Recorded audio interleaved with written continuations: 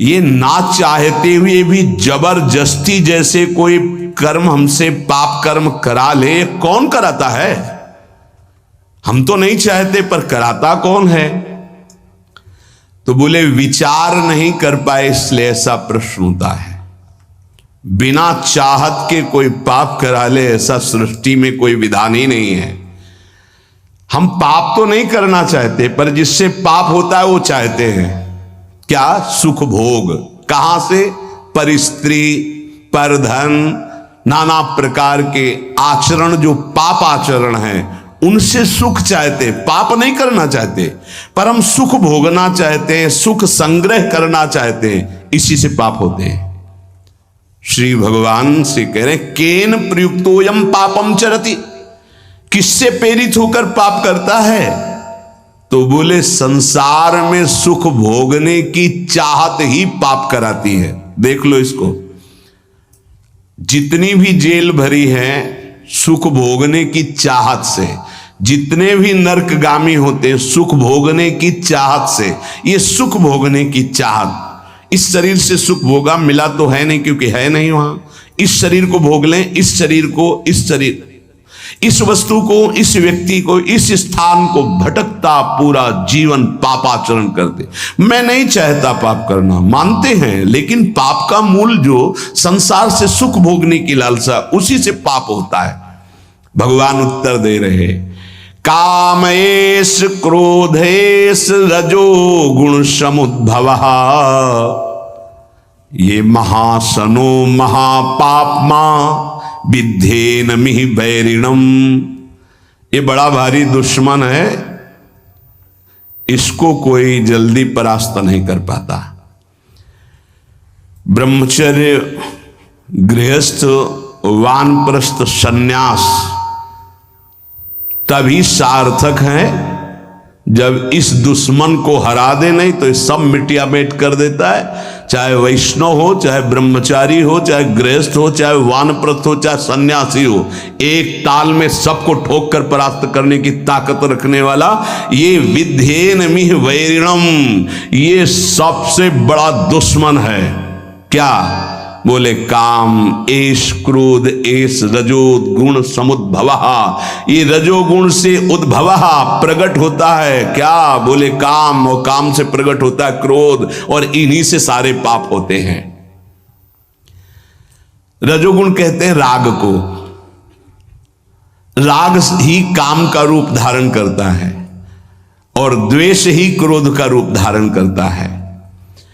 काम से राग पुष्ट होता है और राग से काम की उत्पत्ति होती है। शरीर का राग, भोगों का राग, रुपये का राग, पद का राग, राग सर्वत्र राग।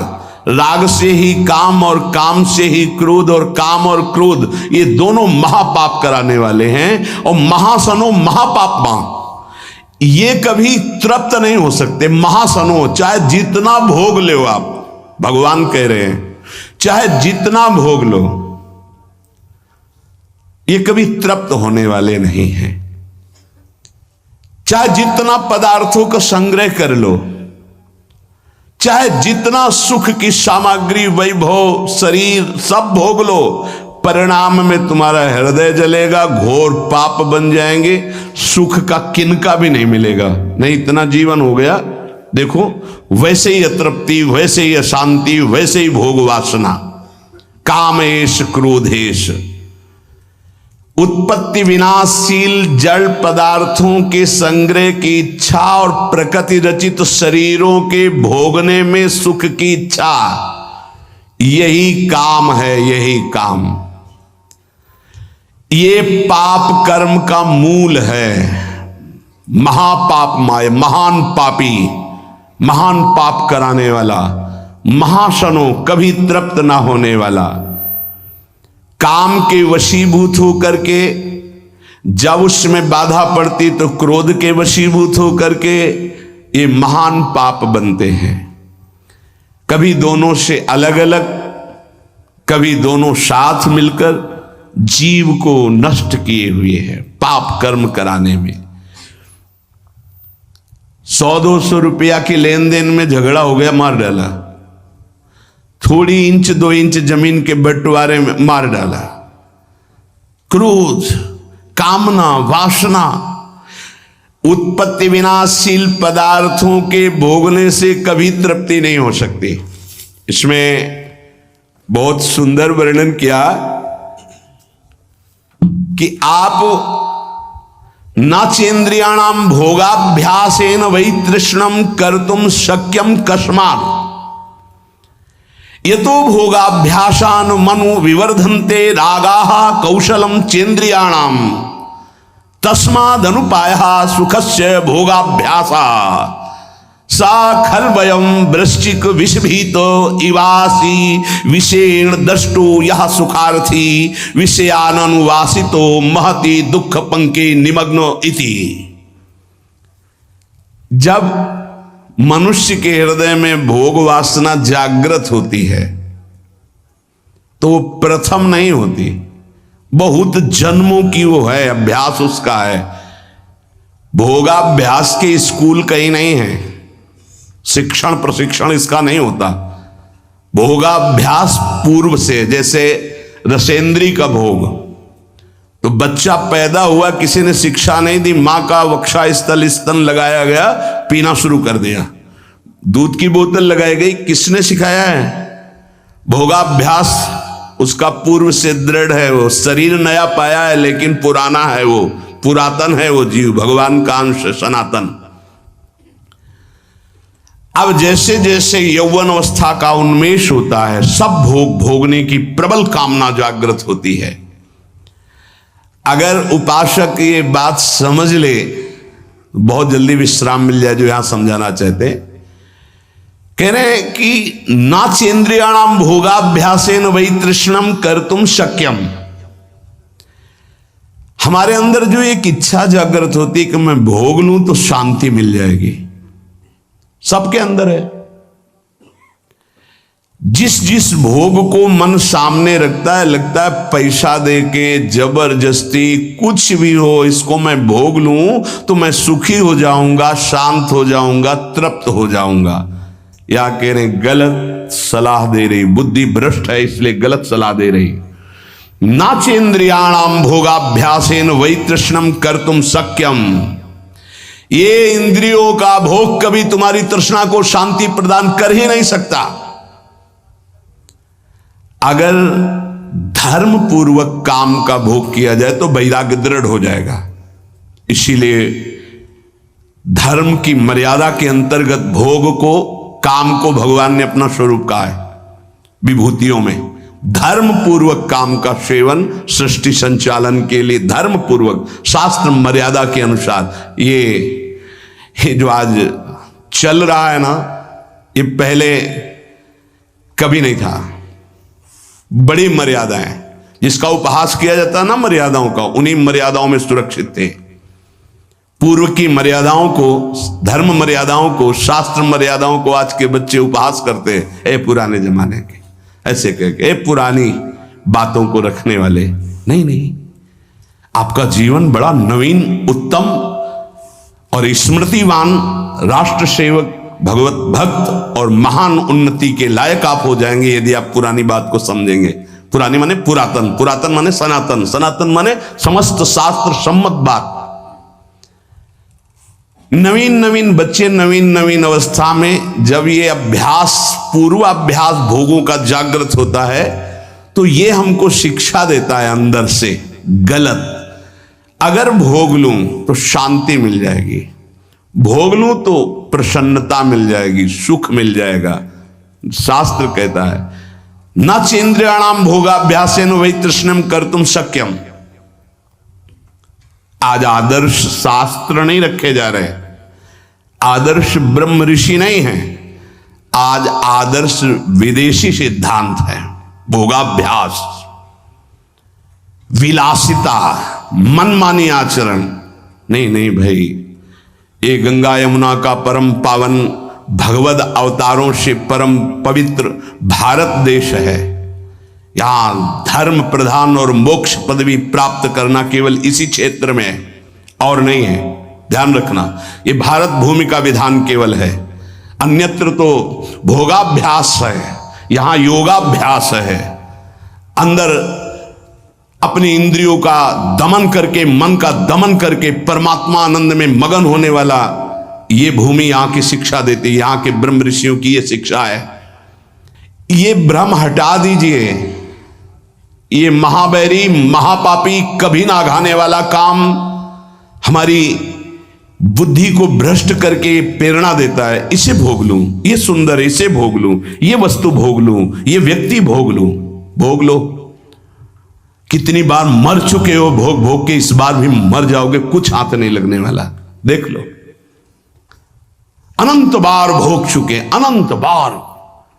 क्या क्या नहीं बने होंगे, क्या क्या नहीं भोगे होंगे। इसी जन्म में देख लो, क्या क्या नहीं भोग रहे हो, क्या क्या नहीं भोग लिया। क्या है आपके पास? शास्त्र की आज्ञा मानोगे तो सुखी, शांत और महान बन जाओगे। नाचेन्द्रियाणाम भोगाभ्यासेन वैतृष्णम कर्तुम शक्यम। नहीं सामर्थ्य है इंद्रियों की कि तुम्हें भोग में वो शांति प्रदान कर दे, नहीं है। त्यागात् शांतिरनंतरम। अधर्म पूर्वक भोगा हुआ भोग तृष्णा को बढ़ाकर नरकगामी बना देता है। अशांत चित्त, घोर दुख में जीवन। क्या समझते हो? तुम्हारा अविनाशी शरीर है, कर लो मनमानी। अभी गांठ दर्द, कमर दर्द, आंखों से दिखना कम, चक्कर आ, न जाने कितनी कमियां पैदा हो जाएंगी। गृहस्थी लायक नहीं रहोगे, संसार की सेवा लायक नहीं रहोगे। करो भोगाभ्यास, करो मनमानी आचरण, तो खुद देख लो तुम्हारा स्वभाव क्या होता है, तुम्हारा प्रभाव क्या होता है उस कर्म का। आगे खुद देख लीजिएगा। अब सावधानी की बात कर रहे हैं। यतो भोगाभ्यास मनु विवर्धन्ते रागाहा कौशलम चेन्द्रियाणाम। अब जैसे जैसे वो भोग भोगने में युक्त होता है तो उसकी इंद्रियां भोगाभ्यास के कला कौशल से प्रवीण होती हैं। शास्त्र है, यतो भोगाभ्यास मनु विवर्धन्ते रागाहा कौशलम चेन्द्रियाणाम। ऐसे भोगा, वैसे भोगेंगे, ऐसे भोगेंगे, ऐसे भोगेंगे, ऐसे सुखी हो जाएंगे। वहां चल के वो भोगा शक्ति, विषया शक्ति उसकी प्रबल होती चली जाती और अशांति, भोग की चाह प्रबल होती चली जाती है। चला था कि भोग लेंगे तो शांति मिल जाएगी, हो गया उल्टा। तस्माद अनुपाया सुख से भोगाभ्यास। सुख की खोज चलने वृत्ति आई थी कि चलो भोग भोगेंगे और सुखी हो जाएंगे। कहां? वही तृष्णम कर्तुम शक्यम। तृष्णा बढ़ गई, इसकी सामर्थ्य है भोग की, वो शांति प्रदान कर सके। न जातु कामः कामानाम उपभोगे न शाम्यति हविषा कृष्ण वर्तमेव भूय एवाभि वर्धते। जो भोगों की लालसा करके भोगों के भोगने में लगा हुआ और सोचता है कि शांति मिल जाएगी, तो ऐसे जैसे अग्नि को सुहाती हुई घी की आहुति दो, कभी वो अग्नि बुझेगी, बढ़ती चली जाएगी। हविषा कृष्ण वर्त में वो भूये एवाभिवर्धते।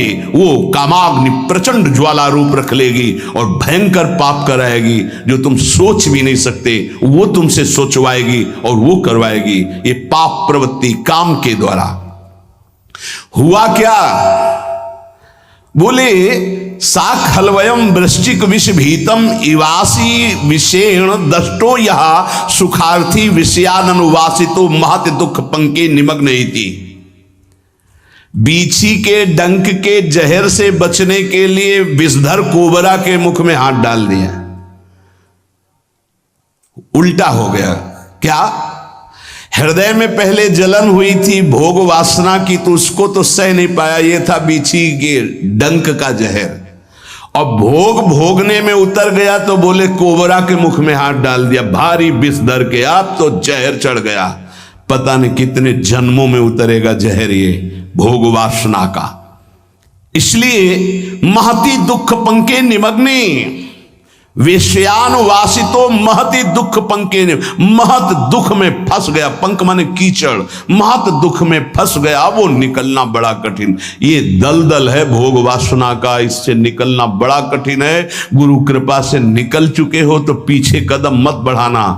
तुम्हें दिखाई दे रहा है बड़ा कोमल भूमि, नीचे इतना दलदल है कि निकल नहीं पाओगे। श्री भगवान कह रहे हैं कामना की पूर्ति से लोभ उत्पन्न होता है। जिम प्रति लाभ लोभ अधिकाई, आज ये भोग भोग लिया, बड़े खुशी हो गए, अब ये भोग भोगेंगे, ये भोग भोगेंगे। ये पता नहीं कि ये कर्म इतने बलवान होते जा रहे हैं, जो हमारे कर्म हैं ये हमें विध्वंस कर देंगे, भोगने लायक नहीं रखेंगे। समय देख लेना, जब समय आएगा दंड देने के लिए, आप लोग देखते हुए भी नहीं देखते हैं, संसार में सब देख रहे हैं फिर भी आप नहीं देखते हैं, अंधे बन रहे हैं, विवेक शून्य है। इसलिए कर्म का क्या दंड मिल रहा है आप देख रहे हैं। गाना बज रहा है, 5 लोग बैठे मस्ती से, नौजवान, गाड़ी एकदम चल रही रफ्तार से, वो शासन बिगड़ गया और एक्सीडेंट हुआ, दरे पे मृत्यु हो गई। क्या है, उनको 1 सेकंड पहले पता नहीं मैं झूम रहा हूं, मेरा आखिरी झूमना होगा, अब अगला जन्म किस योनि में जाएगा पता नहीं है। मदिरा की उन्मत्तता, रजोगुण चढ़ा हुआ, तमोगुण की ज्वाला हृदय में जला रही, नष्ट हो गया शरीर। न भगवत चिंतन, न क्या कीमती मनुष्य जीवन का दुरुपयोग। ये कामना की पूर्ति के लिए नाना प्रकार की कुचेष्टाएं पैदा हो जाती हैं। कैसे कैसे नार की गतियां, यही नार की गतियां, कैसी कैसी राक्षसी बुद्धि सवार हो जाती है।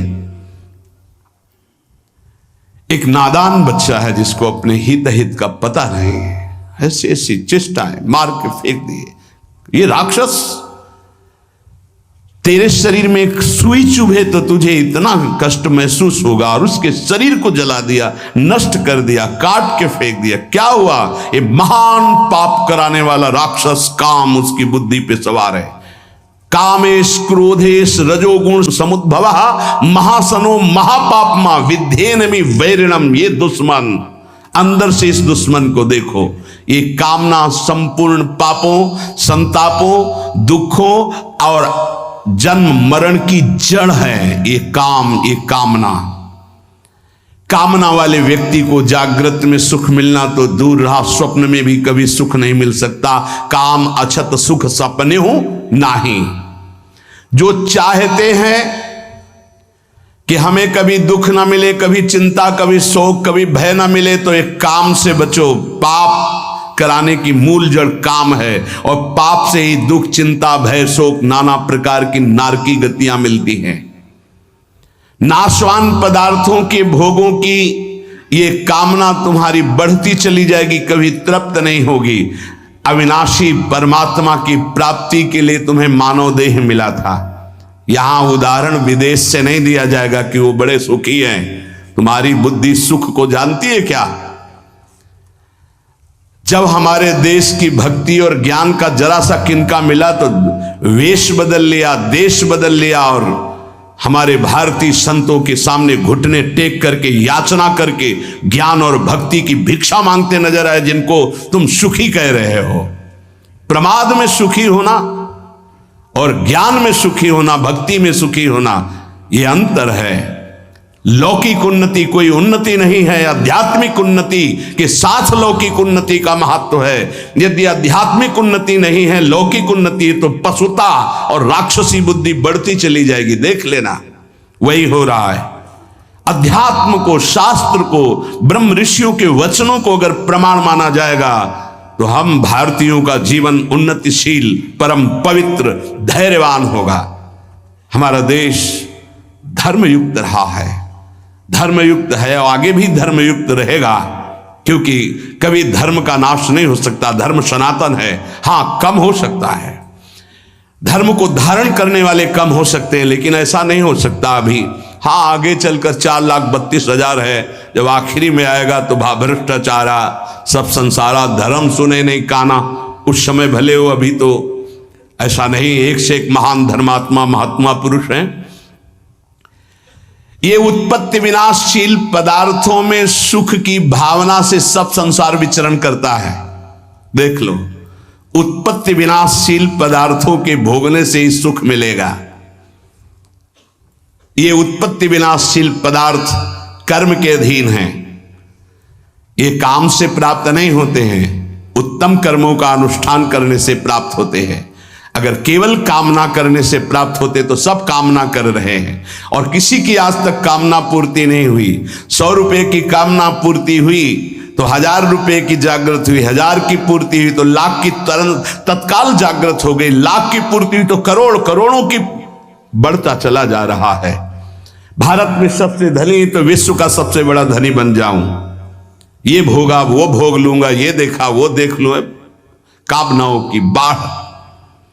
इसलिए उपासक को चाहिए कि कामनाओं का, निषिद्ध कामनाओं का त्याग कर दे। ये 4 कामनाएं हैं जिनको न्यायपूर्वक पूरी कर सकते हो। पहली, शरीर निर्वाह मात्र की आवश्यक कामना, इसको पूरी कर सकते हो। जैसे वर्तमान में कामना उत्पन्न हुई, प्यास लगी है, भूख लगी है, भोजन की कामना है, ये धर्मयुक्त है, इसको पूर्ण कर सकते हो। इसकी पूर्ति के लिए वर्तमान में जो साधन सामग्री उपलब्ध है उसी से जथालाभ संतोष सदा, काओ सुख कछु न चाहोगो। इसकी पूर्ति के बिना शरीर को जीवित रहना असंभव है। इसलिए जल, भोजन, वस्त्र जो वर्तमान में प्रभु ने उपस्थित किया है उसकी कामना, ये निषेध नहीं, इसकी पूर्ति करो। जो धर्म पूर्वक तुम्हें भोग सामग्री शास्त्र सम्मत मिली है, चाहे वो गृहस्थ उपासक हो, जिसमें किसी का हित नहीं है, जिसमें अधर्म नहीं है, शास्त्र सम्मत है, उस भोग को स्वीकार करके अपनी कामना की पूर्ति, ये यहां के जीवन संचालन के लिए। शरीर निर्वाह मात्र की, धर्म निर्वाह मात्र की कामना की पूर्ति तुम्हें आगे बढ़ाएगी। लेकिन शरीर निर्वाह की बात को समझिए, भूख प्यास इनसे शरीर निर्वाह की बात है। भोग कामादि की पूर्ति धर्म मर्यादा के अनुसार वर्णन की गई, विपरीत नहीं। विपरीत तो जो जो चाहते हो रही सबकी पूर्ति करने से फिर पाप की प्रवृत्तियां उदय हो जाएंगी। शरीर निर्वाह मात्र की आवश्यक कामना की पूर्ति, कामना व्यक्तिगत न्याययुक्त, जिसका पूरा होने में धर्म की हानि नहीं है, शास्त्र सम्मत है, सामर्थ्य के बाहर नहीं है, और उसको भगवत अर्पित करके भोगा जाए, वो कामना आपको मोक्ष की तरफ ले जाएगी। कामना व्यक्तिगत न्याययुक्त, अपनी सामर्थ्य के अंतर्गत, शास्त्र मर्यादा और धर्म के अंतर्गत, और भगवान को अर्पित करके भोगी जाए, तो वो मोक्ष की तरफ, भगवत मार्ग की तरफ। जो सामग्री है हमें बहुत प्यारी है, भोग सामग्री हमें बहुत प्यारी, भगवान को अर्पित करो। न्याययुक्त परिवार के पोषण में लगाओ।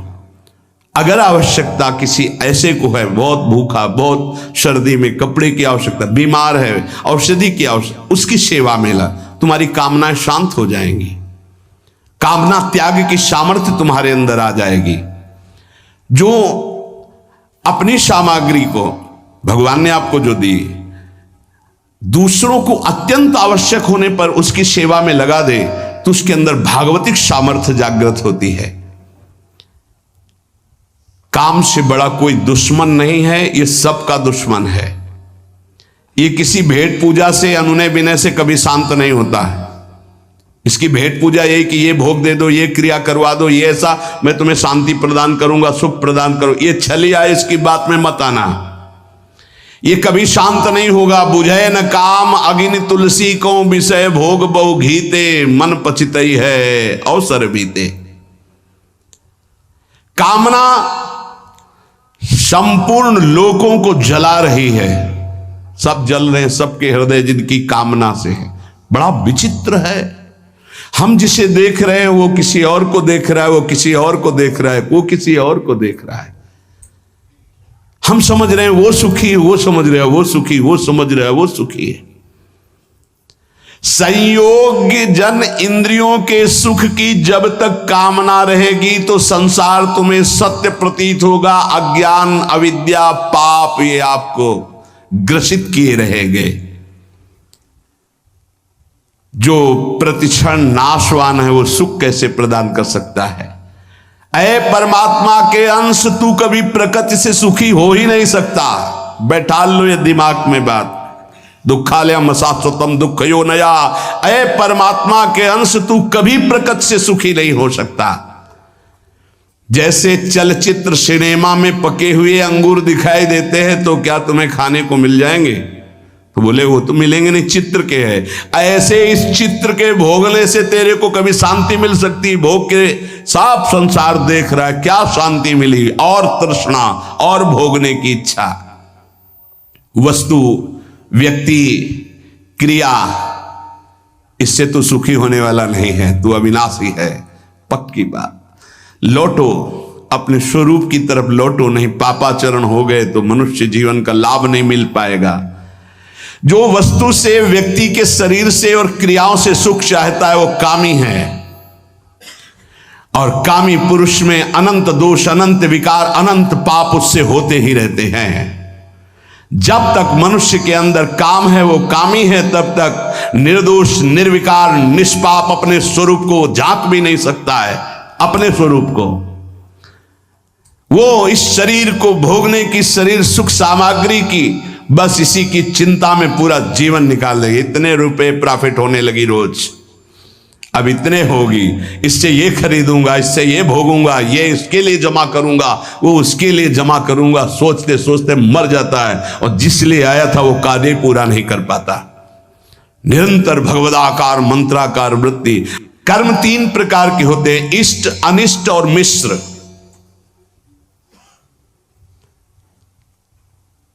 इष्ट जो हमें चाहिए, चाहे जैसे मिले मुझे चाहिए। अनिष्ट, अनिष्ट निषिद्ध कर्म। इष्ट तो केवल हमारे हृदय में प्रियालाल ही होने चाहिए। मुझे प्रियालाल चाहिए, बच जाओगे, ये बचा लेंगे। अगर भोग इष्ट हुए तो अनिष्ट हुए बिना रह नहीं सकते। पापाचरण भी करवा के रखेंगे। भोग की चाह कभी सीधे मार्ग में नहीं चलती, जहां से भी मिले वैसे ही भोगने की इच्छा प्रकट हो जाती है।